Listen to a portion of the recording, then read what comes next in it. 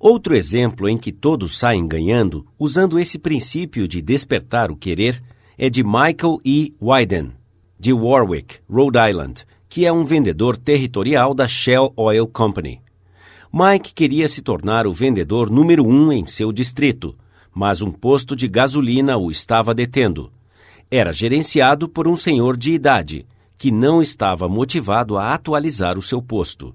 Estava numa situação tão deplorável que as vendas estavam diminuindo significativamente. Esse gerente não queria ouvir nenhum dos pedidos de Mike para modernizar o seu posto. Após muitas exortações e conversas francas, que não tiveram nenhum impacto, Mike decidiu convidar o gerente para visitar o mais novo posto da Shell em seu território.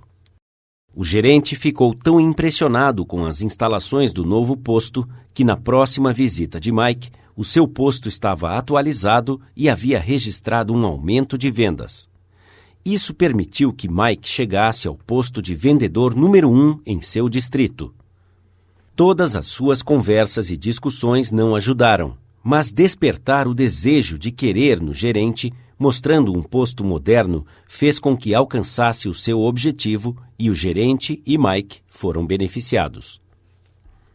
A maioria das pessoas passa pela universidade e aprende a ler Virgil e a dominar os mistérios de cálculos sem nunca descobrir como as suas próprias mentes funcionam.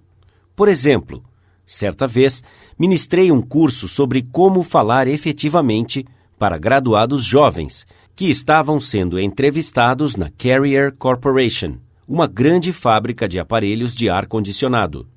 Um dos participantes queria convencer os outros a jogar basquete em seu tempo livre, e foi mais ou menos isso que ele disse. Quero que vocês venham jogar basquete. Eu gosto de jogar basquete, mas as últimas vezes que fui ao ginásio de esportes não havia o número suficiente para jogar. Só havia 2 ou 3 de nós batendo uma bola na outra noite, e acabei ficando com um olho roxo. Gostaria que todos vocês viessem amanhã à noite. Eu quero jogar basquete.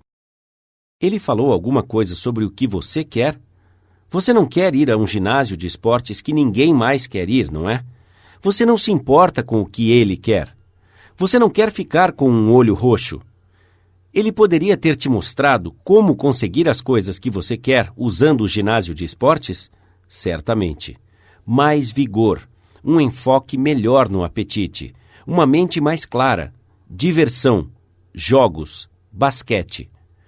Vou repetir o conselho sábio do professor. Primeiro, desperte na outra pessoa o desejo de querer.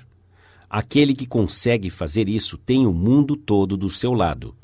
Aquele que não consegue trilha um caminho solitário. Um dos estudantes do curso de treinamento do autor estava preocupado com o seu filho pequeno. A criança estava desnutrida e recusava-se a comer direito. Os seus pais usaram o método normal. Eles brigaram e ficaram insistindo. Sua mãe quer que você coma isso e aquilo. O seu pai quer que você cresça e se torne um homem grande. O menino prestou atenção a qualquer um desses pedidos, tanto quanto você presta a um grão de areia numa praia cheia de areia. Ninguém com um pingo de inteligência esperaria que uma criança de 3 anos reagisse ao ponto de vista de um pai de 30 anos. Mas isso era exatamente o que o pai esperava. Era um absurdo. Ele finalmente enxergou isso e disse a si mesmo: o que é que o menino quer? Como posso combinar aquilo que eu quero com aquilo que ele quer? Foi fácil ao pai quando ele começou a pensar nisso.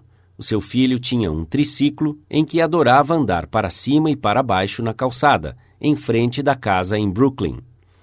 Algumas casas abaixo, na mesma rua, morava um menino valentão, um menino maior, que tirava o menino menor de seu triciclo para andar nele. Naturalmente, o menino menor corria e gritava para sua mãe, e ela tinha que tirar o menino valentão do triciclo e colocar o seu filho nele novamente. Isso acontecia quase todo dia. O que o menino pequeno queria? Não era preciso um Sherlock Holmes para responder essa pergunta.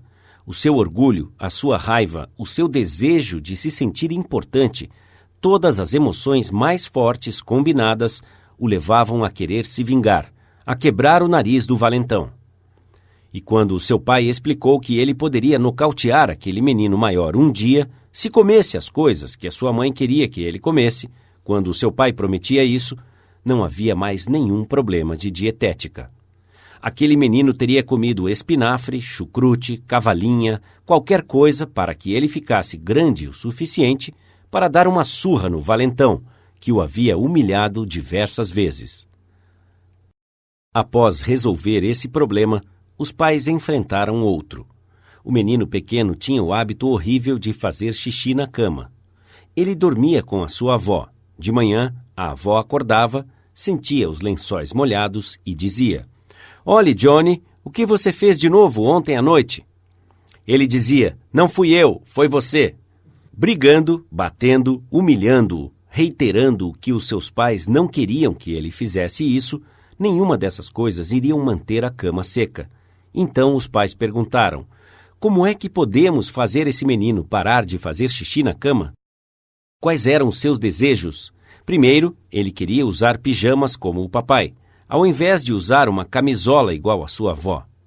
A avó estava ficando cheia com as suas iniquidades noturnas, então ela, de bom grado, ofereceu-se para comprar-lhe um pijama, se ele se consertasse. Segundo, ele queria uma cama somente para ele. A avó não se opôs. A sua mãe o levou a uma loja de departamentos em Brooklyn, piscou para a vendedora e disse: "Aqui está um pequeno cavalheiro que gostaria de fazer compras." A vendedora o fez sentir-se importante, dizendo: "Meu caro jovem, o que gostaria de ver?" Ele se esticou um pouco para parecer mais alto e disse: "Gostaria de comprar uma cama para mim." Quando ela mostrou a ele a cama que a mãe queria comprar, ela piscou à vendedora e o menino foi persuadido a comprá-la. A cama foi entregue no dia seguinte, e naquela noite, quando o pai chegou em casa, o menino correu para a porta gritando: "Papai, papai, sobe aqui e veja a cama que eu comprei." O pai, olhando para a cama, obedeceu à imposição de Charles Schwab. Ele foi sincero em sua aprovação e generoso em seu elogio. "Você não vai fazer xixi nesta cama, vai?" disse o pai. Não, eu não vou fazer xixi nesta cama." O menino cumpriu a sua promessa porque o seu orgulho estava em jogo, isto é, a sua cama. Ele, e somente ele, a havia comprado. E ele estava usando pijama como um homenzinho. Ele queria agir como homem. E fez exatamente isso. Outro pai, K.T. Dutchman, um engenheiro de telefonia, estudante deste curso, não conseguia fazer a sua filha de 3 anos tomar o café da manhã. Todos os métodos normais, isto é, brigando, implorando e coagindo, acabaram em futilidade. Então os pais se perguntaram: como podemos fazer com que ela queira isso? A menina adorava imitar a sua mãe, se sentir adulta. Então, certa manhã, colocaram-na em uma cadeira e deixaram-na preparar o seu café da manhã. No momento psicológico exato, o pai entrou na cozinha, enquanto ela misturava o cereal, e ela disse: "Olhe, papai, estou fazendo o cereal esta manhã." Ela comeu 2 pratadas do cereal sem nenhuma coação, porque ela estava interessada nisso. Ela foi responsável por se sentir importante. Ela havia encontrado uma forma de expressar-se fazendo o cereal, isto é, a autoexpressão. William Winter disse certa vez que a autoexpressão é uma necessidade dominante da natureza humana. Por que não podemos adaptar essa mesma psicologia aos negócios? Quando temos uma ideia brilhante, ao invés de fazer os outros pensarem que é nossa, por que não deixá-los cozinhar e mexer a ideia? Então eles irão considerá-la como se fosse deles. Irão gostar dela e talvez comam algumas pratadas dela. Lembre-se, primeiro desperte na outra pessoa o desejo de querer. Aquele que consegue fazer isso terá o mundo todo do seu lado. Aquele que não consegue deve trilhar um caminho solitário. Princípio 3. Desperte na outra pessoa o desejo de querer. Resumindo, técnicas fundamentais sobre como lidar com as pessoas. Princípio 1. Não critique, condene ou reclame. Princípio 2. Demonstre uma apreciação honesta e sincera. Princípio 3. Desperte na outra pessoa o desejo de querer.